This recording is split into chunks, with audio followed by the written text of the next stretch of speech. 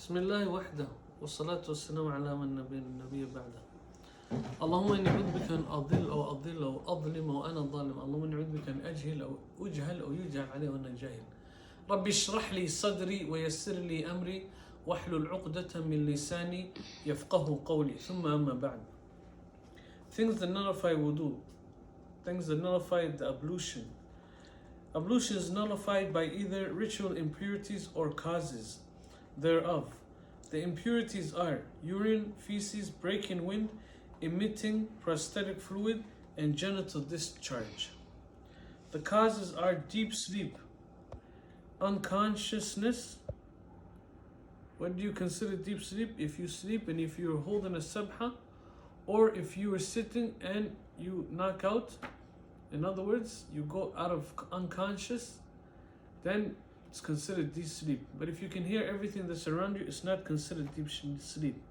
Unconsciousness, when somebody they put you to sleep, they gas you or you get a needle, that's unconscious. Or something happened and your brain went away. Intoxication of any type, insanity, kissing on the cheek or the mouth, any type of kissing, touching the opposite sex, if pleasure is either intended or derived, touching the penis with your palm, with the inside of your palm, touching the penis with the inside of your palm, with the inside of the palm or the fingers, or your fingers, as you can see, demonstrated.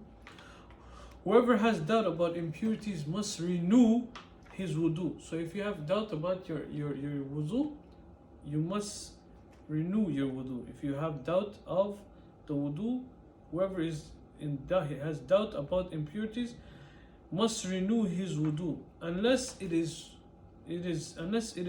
whispering coming from shaitan. As you know, shaitan is constantly whispering in the hearts of men and in the ears. In which case he needs not to do anything.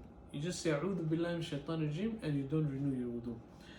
The whole penis must be washed in the case of secretion, prosthetic fluid, but not the testicles. Sometimes pre-cum, before you think about a ajnabiya, a woman of the opposite sex, or you fantasize and the white fluid comes out before the sperm, then you just wash the whole sperm, you wash the whole penis itself, and you don't have to wash the unthayaini.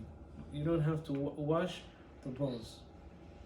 The whole penis must be washed in case of secretion of prosthetic fluid, but not the testicles. Prosthetic fluid is the liquid secreted. When aroused through fantasizing lustfully or looking at the opposite sex. In other words, it happens when you have a pre-cum, they call it. Things prohibited for a person who had sexual intercourse with his wife. It is not permitted for one without wudu to perform salat. You can't perform salat, you cannot perform tawaf, or touch the copy of the Mus'haf, the mighty Quran, or even its cover. Whatever you have, you cannot touch it with. Even if you have a stick, you can't move the Quran. With his hands, you can move it with your hands, or even with a stick or the like, except a part of the Quran. You can touch it. For what? For the one who's learning in it. Okay?